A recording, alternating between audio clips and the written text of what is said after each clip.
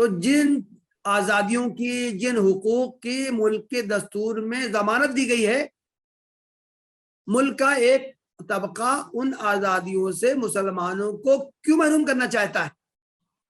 ملک کے بعض گروہوں کا، بعض طبقات کا یہ سوچا سمجھا منصوبہ ہے کہ ملک میں رہنے والوں کے درمیان خلیج حائل کی جائے، ان کے درمیان منافرت کو ہوا دی جائے اور سیاسی میدان میں پولرائزیشن کی کوشش کی جائے۔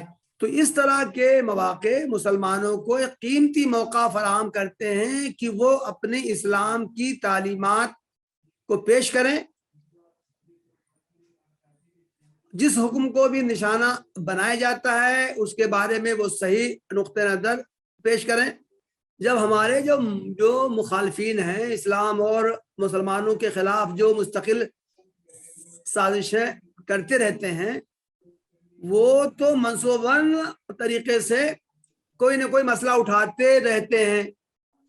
ان کے سامنے تو ایک طویل فہرست ہے، وہ مسلمانوں کو الجھائے رکھنا چاہتے ہیں اور ان کی خواہش ہے کہ اسی طرح کا ماحول گرم رہے، ملک میں پرامن فضا وہ قائم رہنے نہیں دینا چاہتے۔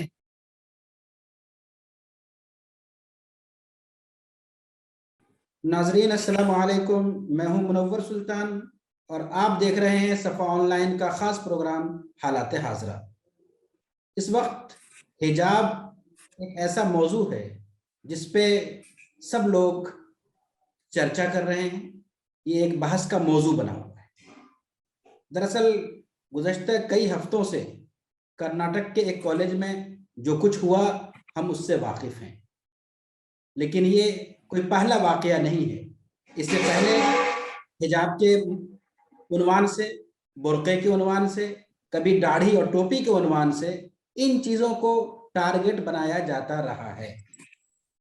ہم اس کے ضرور قائل ہیں کہ اس طرح کے واقعات کو زیادہ ہوا نہ دی جائے، لیکن اسی کے ساتھ ساتھ ہم اس کے بھی قائل ہیں کہ ان جیسے واقعات پہ غور کیا جائے اور اس کے اثرات کا جائزہ لیا جائے، یہ انتہائی ضروری ہے۔ آج ہم بات کریں گے اسی حجاب کے موضوع پہ کہ جو کچھ ہوا اس سے ہمیں اپنا مستقبل کس طرح کا نظر آ رہا ہے۔ ایک جمہوری ملک جس میں گنگا جمنی تہذیب ایک مثال تھی اور ایک امتیاز کے طور پہ اس بات کو پیش کرتے تھے، لیکن کیا ہو گیا کہ آج حجاب کو برداشت نہیں کیا جا رہا ہے۔ اور پھر جبکہ الیکشن قریب ہے، اس طرح کے موضوع کو ہوا دینا اور اس کو ایک تحریک کی شکل میں برپا کر دینا، یہ سب کیا کچھ بتاتا ہے؟ اس سے ہمیں کس طرح غور و فکر کرنا چاہیے اور سبق لینا چاہیے، ان جیسے تمام موضوعات پہ ہم بات کریں گے۔ ہمارے ساتھ موجود ہیں ہمارے خاص مہمان، مشہور عالم دین مولانا ڈاکٹر رضی الاسلام ندوی صاحب۔ آپ جماعت اسلامی مرکز میں اسلامی معاشرہ کے سیکریٹری ہیں، اسی طرح شریعہ کونسل کے سیکریٹری ہیں، بہت سی اہم کتابیں آپ نے تصنیف کی ہیں۔ مستقل ان جیسے موضوعات پہ، معاشرتی موضوعات پہ آپ کے تجزیاتی مضامین آتے رہتے ہیں اور سب لوگ فیض یاب ہوتے ہیں۔ آج ہم ان سے ملیں گے، بات کریں گے اور سمجھیں گے اس موضوع کو اور اس کی گہرائی کو۔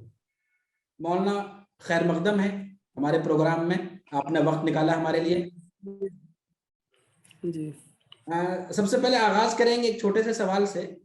جو کچھ ایک کالج میں ہوا اور ایک واقعہ ایک تحریک کی شکل اختیار کرتا جا رہا ہے، آپ اس کو کس نظر سے دیکھتے ہیں؟ دیکھیے، میں سمجھتا ہوں کہ یہ ایک منصوبہ بند سازش ہے۔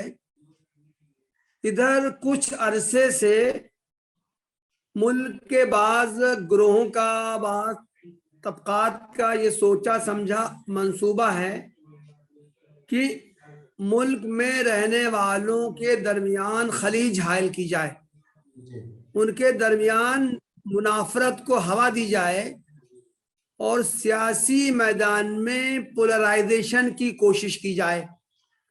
چنانچہ چھوٹے چھوٹے ایشوز جن کی کوئی حیثیت نہیں ہے، ان ایشوز کو بہت زیادہ بڑھا چڑھا کر پیش کرنے کی کوشش کی جاتی۔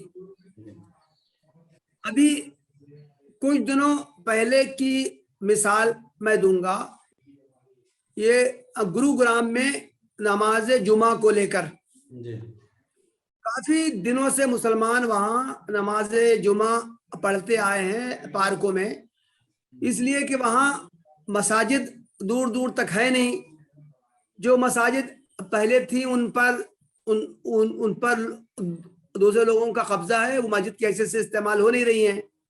تو اجازت لے کے مسلمان کافی دنوں سے نماز پڑھتے آ رہے تھے جمعہ کی پارکوں میں یا خاص مقامات پر، لیکن ادھر کچھ دنوں سے ان کو اس سے روکنے کی کوشش کی گئی اور اس کو ایک ملکی ایشو بنایا گیا. اسی طرح کا یہ جو مسئلہ حجاب کا ہے، یہ ظاہر ہے کہ جو لڑکیاں حجاب اختیار کرتی ہیں وہ ایسا نہیں ہے کہ انہوں نے 2-4 روز پہلے یا 1-2 مہینے پہلے حجاب پہننا شروع کیا ہے، بلکہ اسکولوں میں اور کالجوں میں کافی عرصے سے، کئی سالوں سے لڑکیاں حجاب پہنتی ہوئی آ رہی تھی اور اس پر کسی کو کوئی اعتراض نہیں ہوا. لیکن یہ ایشو جو ہے خاص طور سے منصوباً طریقے سے اس کو ابھارا گیا ہے تاکہ مسلمانوں میں اور ملک کے دوسرے شہریوں کے درمیان منافرت کو ہوا دی جائے، ان کے درمیان خلیج پیدا کی جائے اور سیاسی میدان میں اس سے فائدے حاصل کیے جا سکیں. مولانا، اس طرح کے واقعات جب بھی پیش آتے ہیں تو دیکھا یہی گیا ہے کہ دوسرے لوگ اس کو ہوا دیتے ہیں، لیکن یہ بھی دیکھا گیا ہے کہ اس کا الزام مسلمانوں پہ آتا ہے، اور خود مسلمانوں کا ایک بڑا طبقہ ہے جو یہ سوچتے ہیں اور کہتے بھی ہیں کہ مسلمان خاموش رہتے تو کتنا اچھا ہوتا، یہ ہنگامہ نہیں ہوتا. گویا ظلم بھی مسلمانوں پہ ہو رہا ہے اور ہم ظالم بھی مسلمانوں کو سمجھ رہے ہیں. آپ کی کیا رائے ہے؟ نہیں، یہ بالکل صحیح ہے. دیکھیے، خاموشی ایک مسئلے پہ اختیار کی جائے گی تو دوسرا مسئلہ پیدا کیا جائے گا، دوسرے مسئلے پہ خاموشی اختیار کی جائے گی تو تیسرا مسئلہ اٹھا دیا جائے گا. جب ہمارے جو مخالفین ہیں اسلام اور مسلمانوں کے خلاف جو مستقل سازشیں کرتے رہتے ہیں، وہ تو منصوباً طریقے سے کوئی نہ کوئی مسئلہ اٹھاتے رہتے ہیں. ان کے سامنے تو ایک طویل فہرست ہے، وہ مسلمانوں کو الجھائے رکھنا چاہتے ہیں اور ان کی خواہش ہے کہ اسی طرح کا ماحول گرم رہے، ملک میں پرامن فضا وہ قائم رہنے نہیں دینا چاہتے. تو یہ بات صحیح نہیں ہے، یہ تاثر جو لوگ بات ظاہر کرتے ہیں وہ صحیح نہیں ہے کہ یہ مسئلہ ہے، چھوٹا سا مسئلہ تھا، یہ مقامی ایک مسئلہ تھا، اس پر اگر مسلمان خاموش رہتے، کچھ نہ کرتے، ان کی باتیں مان لیتے تو یہ اتنا ہنگامہ نہ ہوتا، یہ مسئلہ ملک کی سطح کا یا عالمی سطح کا نہ بنتا. میں سمجھتا ہوں کہ ان کا تاثر یہ غلط ہے. ہمارے مخالفین کے وہ تو مسلسل یہ چھوٹے چھوٹے اس طرح کے ایشوز اٹھائے رکھنا چاہتے ہیں، اس لیے یہ حکمت عملی کا جو لوگ مشورہ دیتے ہیں کہ اس کو اختیار کیا جائے کہ ان مسائل پر خاموشی اختیار کی جائے، یہ بات درست نہیں ہے. ہم کو اسلامی نقطہ نظر بھی پیش کرنا ہے اور ملک میں جو ہمیں حقوق حاصل ہیں ان کا بھی ہمیں مطالبہ کرتے رہنا ہے. اس طرح کے واقعات اگر پیش آئیں تو مسلمانوں کو کیا کرنا چاہیے؟ دیکھیے، میں سمجھتا ہوں کہ اس طرح کے واقعات مسلمانوں کو دعوت کا ایک بہت قیمتی موقع فراہم کرتے ہیں. اب خود اسی چیز کو لے لیجئے، یہ حجاب کے ایشو کو لے لیجئے، یہ ادھر 2-4 روز سے یہ ایشو نہ صرف ملکی سطح پر بلکہ عالمی سطح پر بہت زیادہ ہائی لائٹ ہوا ہے. حجاب یہ دیر بحث آیا ہے، مختلف ٹی وی چینلز پر اس پر مباحثے ہو رہے ہیں، مختلف پروگرام منعقد کیے جا رہے ہیں، دوسرے لوگ بھی یہ جاننا چاہتے ہیں کہ آخر مسلمان اس پر اصرار کیوں کر رہے ہیں، حجاب کی ان کے نزدیک کیا اہمیت ہے، کیا حیثیت ہے۔ جو ہائی کورٹ میں جو کیس چل رہا ہے اس کی جو تفصیلات معلوم ہوئی ہیں، اس میں تو جج صاحب نے پوچھا کہ بھائی یہ حجاب کا تذکرہ کیا قرآن کریم میں آیا ہے؟ لائیے، انہوں نے تو قرآن کریم منگوایا اور کہا کہ اس میں آپ بتائیے کہ حجاب کا حکم کہاں دیا گیا ہے، کیا دیا گیا ہے۔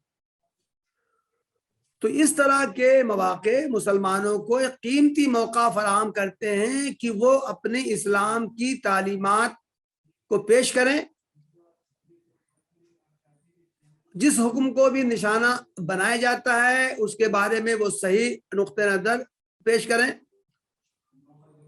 ان کے سامنے یہ واضح کریں کہ جو یہ اعمال ہیں، جو پریکٹسز ہیں جس کو مسلمان اختیار کرتے ہیں، وہ اپنے شوق میں نہیں کرتے ہیں، اور وہ اعمال یہ ایسے نہیں ہیں کہ اس کو وہ چاہے اختیار کریں، چاہے گناہ اختیار کریں، اس پر عمل کریں، چاہے چھوڑ دیں، بلکہ مسلمان اس پر اصرار اس لیے کرتے ہیں کہ ان کے نزدیک یہ اللہ کا حکم ہے، اس کے رسول کا حکم ہے، اور ان احکام پر عمل کرنا مسلمان ہونے کی حیثیت سے ضروری ہے۔ تو اس طرح کے واقعات کے پس منظر میں مسلمانوں کو دعوت کے بہت قیمتی مواقع حاصل ہوتے ہیں۔ اس کے ساتھ ساتھ ایک بات یہ بھی ہے کہ مسلمانوں کو یہاں ملک میں اپنا موقف، جو سماجی سیاسی جو موقف ہے، وہ بھی سامنے رکھنا چاہیے۔ اس کے بھی وہ حوالہ دے سکتے ہیں۔ ملک کے دستور میں تمام اقلیتوں کو اپنے اپنے مذہب کے مطابق عمل کرنے کی آزادی دی گئی ہے۔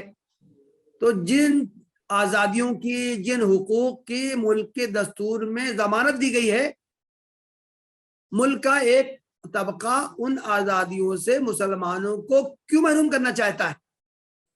تو ظاہر ہے کہ ایسے مواقع پر مسلمان اپنے دین و ایمان کا بھی حوالہ دے سکتے ہیں، ساتھ ہی وہ ملک کے دستور، ملک کی روایات، ملک کے کلچر کا بھی حوالہ دے سکتے ہیں کہ ہمارا یہ ملک ہے، وہ صدیوں سے یہاں مختلف مذاہب کے لوگ، مختلف قومیتوں کے لوگ رہتے بستے آئے ہیں، پیار محبت کے ساتھ انہوں نے یہاں زندگی گزاری ہے۔ آخر ادھر یہ کچھ دنوں میں یہ آپس میں منافرت پیدا کرنے کی کوشش کیوں کی جا رہی ہے؟ تو یہ باتیں ہیں، مسلمان بہت زوردار انداز میں ان نکات کو پیش کر سکتے ہیں۔ مولانا، اس وقت جو ملک کا سینیریو ہے، اور گزشتہ اگر چند سالوں کی ہم بات کریں تو کیا ایسا صاف نظر نہیں آ رہا ہے کہ مسلمانوں کی جو شناخت ہے، مذہبی شناخت، اس کو ختم کرنے کی طرف مطلب بڑھ رہے ہیں لوگ؟ یہ بات بالکل صحیح ہے۔ ملک کا ایک جو طبقہ ہے وہ مسلمانوں کی شناخت کے در پہ ہے، چنانچہ وہ گھر واپسی کی بات کرتا ہے، چنانچہ وہ کہتا ہے کہ مسلمانوں کے پوروج تھے وہ تو ہم ہی لوگوں میں سے تھے۔ مسلمان جو اپنے تشخص پر اصرار کرتے ہیں وہ چیز ان لوگوں کو بہت زیادہ ناگوار ہوتی ہے، اور یہ چاہتے ہیں کہ مسلمانوں کی جو انفرادیت ہے، عقائد سے لے کے ان کے جو عبادات کے طریقے ہیں، جو مراسم ہیں، جو رہن سہن کے انداز ہیں، جو لباس ہے، جو کھانے پینے کی چیزیں ہیں، ان سب میں مسلمانوں کی انفرادیت ختم ہو جائے اور وہ ملک کی اکثریت کے رنگ میں رنگ جائیں۔ یہ بات صحیح ہے کہ مسلمانوں کا تشخص جو ہے وہ رد میں ہے، اور ملک کا ایک طبقہ ہے ان کے تشخص کو ختم کرنا چاہتا ہے، لیکن مسلمانوں کو ہر حال میں وطن میں اپنے تشخص پر اصرار کرنا ہے، اس لیے کہ مسلمانوں کی تشخص جن چیزوں سے مل کر بنا ہے उनकी हैसियत मुसलमानों की तहजीब से है, मुसलमानों के असासियात से है, उन पर किसी भी सूरत में कंप्रोमाइज नहीं किया जा सकता, उनको तर्क नहीं किया जा सकता। मौलाना, साउथ में तालीम ज्यादा है नॉर्थ के मुकाबले, और जाहिर सी बात है कि जब वहाँ तालीम ज्यादा है जुनूब में, तो मुसलमानों में भी तालीम ज्यादा है। क्या कहीं ऐसा नहीं लगता कि मुसलमानों को तालीम से दूर रखा जाए और मुसलमान तालीम में आगे बढ़ रहे हैं, इसको काउंटर किया जाए, इसके लिए इस तरह की हरकतें की जा रही हैं? जी, ये बात तो बिल्कुल सही है कि शुमाली हिंद के मुकाबले में जनूबी हिंद में मुसलमानों का तालीमी तनासुब ज्यादा है। वहाँ मुसलमानों के जेर इंतजाम बड़े बड़े कॉलेजेस हैं और ख़ास तौर से जदीद तालीम का उन्होंने इंतज़ाम कर रखा है। तो इस वजह से हमारे जो मुखालफिन हैं वो मुसलमानों, ख़ास तौर से मुसलमानों की जो नई नस्ल है वो तालीम के मैदान में आगे आ रही है। मुख्तलिफ माशी मैदान में, मुलाजमतों के मैदान में भी, जो प्राइवेट या सेक्टर में भी मुसलमान आगे आ रहे हैं। इस पर वो परेशान हैं। चांचे मुसलमानों की इन मैदानों में तरक्की उनको नहीं भाती है और वो इसकी वजह से वो इस तरह की ऊंची ऊंची हरकतें करते हैं। तो मुसलमानों को खास तौर से अपना लाएहमल इस तरह का बनाना है कि वो नई नस्ल की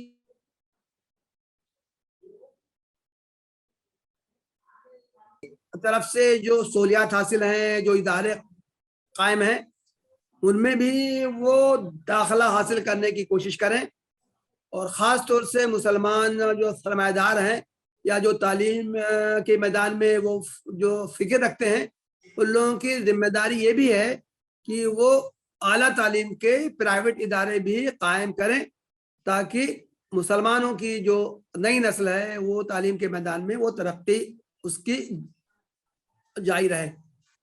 मौलाना, अभी स्कूल और कॉलेज में लड़कियां हिजाब में जाएं, उनको हिजाब पहनने की इजाज़त हो, इसके लिए बाज़ाब्ता मुसलमानों की तरफ से मुतालबा है। दूसरी तरफ अगर हम देखें तो खुद मुसलमान अपनी घरेलू ज़िंदगी में, अपनी आम जिंदगी में एक बड़ी तादाद है जो हिजाब से दूर है, बल्कि ख़ास तौर पे जो मॉडर्न जो ख़वातीन हैं, जो लिबरल समझी जाती हैं, वो तो इसको हिकायत भरी नज़रों से देखती हैं। तो इसको क्या किया जाए? ये बात बिल्कुल दुरुस्त है। मुसलमानों की जिंदगी में जो दूरी पाई जाती है उसको दूर होना चाहिए।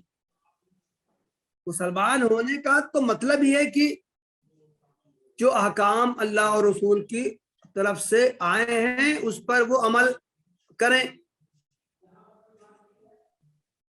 ये हिजाब का जो इशू उठा है, जो मुस्लिम तालिबात जो सामने आई हैं, जिन लड़कियों ने हिजाब पर इसरार करने के साथ साथ अपनी तालीम जारी रखने का अहद किया है, उसका मुजाहरा किया है, उनकी ये सरगर्मियां काबिले सताइश है और गोया कि उन्होंने एक नमूना पेश किया है कि हिजाब में रहते हुए भी आला तालीम हासिल की जा सकती है और हिजाब में रहते हुए बेहतर परफॉर्मेंस दिखाई जा सकती है। तो उनके इस रवैये में और किरदार में दूसरे मुसलमानों में जो प्रैक्टिसिंग मुस्लिम नहीं हैं उनके लिए सबक मौजूद है।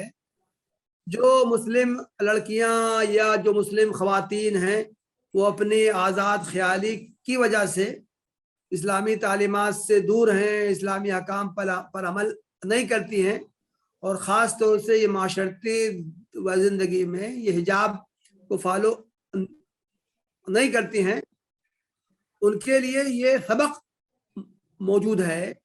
और मैं समझता हूँ कि ये जो कुछ ये तनाज़ा उभरा है, اللہ تعالیٰ کی یہ سنت ہے کہ وہ شر سے خیر نکالتا ہے. تو یہ جو کچھ ہنگامہ ہوا ہے کچھ لوگوں نے کرنے کی کوشش کی گئی ہے, امید ہے کہ اس کے مسلم سماج پر بھی اثرات پڑیں گے.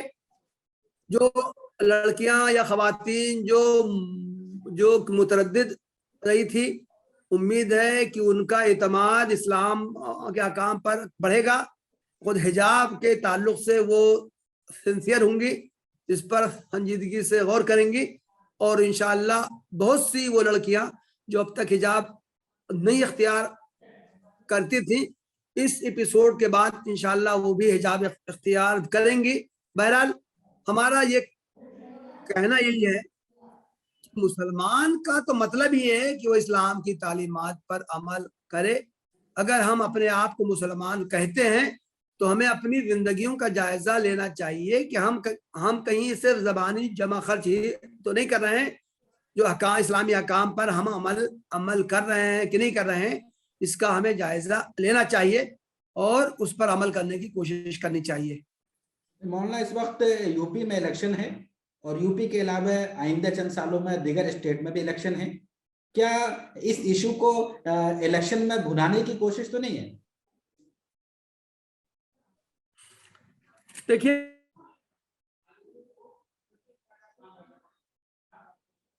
کے علاوہ اور بھی جو چھوٹے چھوٹے ایشوز ہیں, خاص مواقع پر اس کو ابھارا جاتا ہے اور اس کے ذریعے سیاست میں پولرائزیشن کرنے کی کوشش کی جاتی ہے.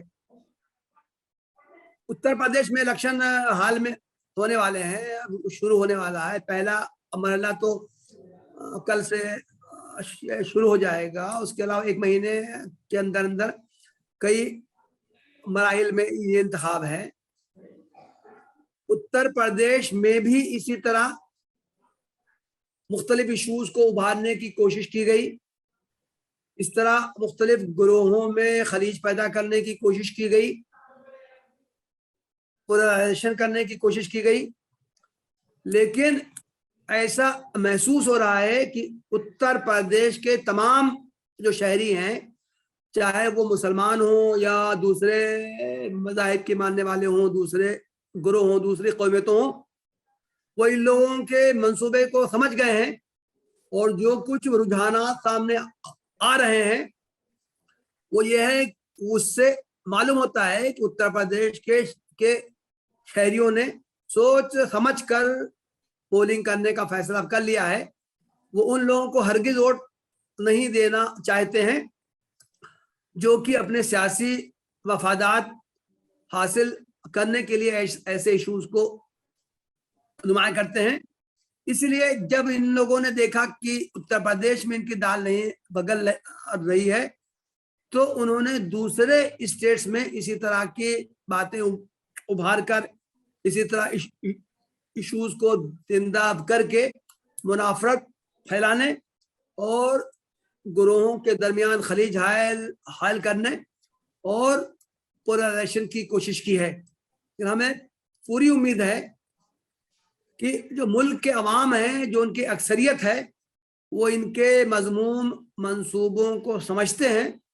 چنانچہ خود یہ کرناٹک کا جو ایشو آیا ہے سامنے, خود اس اسٹیٹ میں, اس کے علاوہ پورے ملک میں مسلمانوں کے علاوہ دوسرے مذاہب کے ماننے والے, چاہے وہ صحافی ہوں, چاہے وہ سیاسی تجزیہ نگار ہوں, چاہے وہ سماجی ورکرز ہوں, تمام لوگوں نے اس طرح کے مضمون اقدامات کو کنڈم کیا ہے اور ملک کے تمام طبقات میں جو ہم آہنگی خیر سگالی پائی جاتی رہی ہے اس کو قائم کرنے کی کوشش کی ہے. مولانا آخری سوال اس حوالے سے, کرناٹک کے اس کالج کا مسئلہ آج کا مسئلہ نہیں ہے. گزشتہ 2 مہینے سے تقریباً وہ بچیاں جو کچھ کر رہی ہیں اس کی خبریں کہیں نہ کہیں آتی رہی ہیں, لیکن جو ہماری قیادت ہے, جو ملی قائدین ہیں, ان کی طرف سے خاموشی رہی. اب جا کے کچھ لوگوں نے حمایت کی ہے یا کچھ لوگوں نے کچھ کہنا چاہا ہے, ایسا کیوں ہوتا ہے؟ دیکھیے, اس طرح کے مواقع جب سامنے آتے ہیں تو عام طور سے جو موجودہ ملی قیادت ہے اس کے بارے میں طرح طرح کی باتیں کہی جاتی ہیں. اس کی سید مہری کا تذکرہ کیا جاتا ہے. یہ کہا جاتا ہے کہ ان لوگوں نے آگے بڑھ کر کچھ اقدامات کو نہیں کیے. مختلف باتیں کہی جاتی ہیں. میں سمجھتا ہوں کہ ان باتوں کا تذکرہ کرنے کا, ان کو دہرانے کا, ملی قیادتوں کو بلیم کرنے کا موقع نہیں ہے. حالات بہت تیزی سے خراب ہو رہے ہیں, خراب کیے جا رہے ہیں. امت کے تشخص کو باقی رکھنے کے لیے, عوام میں اسلام پر, اپنی تہذیب پر اعتماد کو بحال کرنے کے لیے جو شخص بھی کر سکتا ہو اس کو کوشش کرنی چاہیے. کسی بستی میں اگر آگ لگ جائے تو ایک طریقہ تو یہ ہوتا ہے کہ ہم بلیم کریں کہ بھائی آگ بجھانے کے لیے فلاں یہ کر سکتا تھا, فلاں یہ کر سکتا تھا, وہ کچھ نہیں کر رہا ہے. لیکن دوسرا جو طریقہ ہے جس پر عمل کیا جاتا ہے کہ آگ بجھانے کے لیے ہر شخص دوڑ پڑتا ہے, جو کچھ اس سے بن پڑتا ہے وہ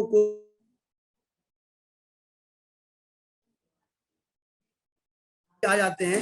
تو اسی طرح یہ ملک کے موجودہ حالات میں جو منافرت کا زہر گھولنے کی کوشش کی جا رہی ہے, اس میں ہم میں سے ہر شخص جو کچھ کر سکتا ہو اس کو کرنا چاہیے. جو لوگ صحافت کے میدان میں سرگرم ہیں ان کو بھی سرگرم ہونا چاہیے. جو لوگ کچھ سیاسی میدان میں کچھ بصیرت رکھتے ہیں, کچھ ایکٹیو ہیں, ان کو اس میں آگے آنا چاہیے. جو لوگ قانونی میدان میں ہیں ان کو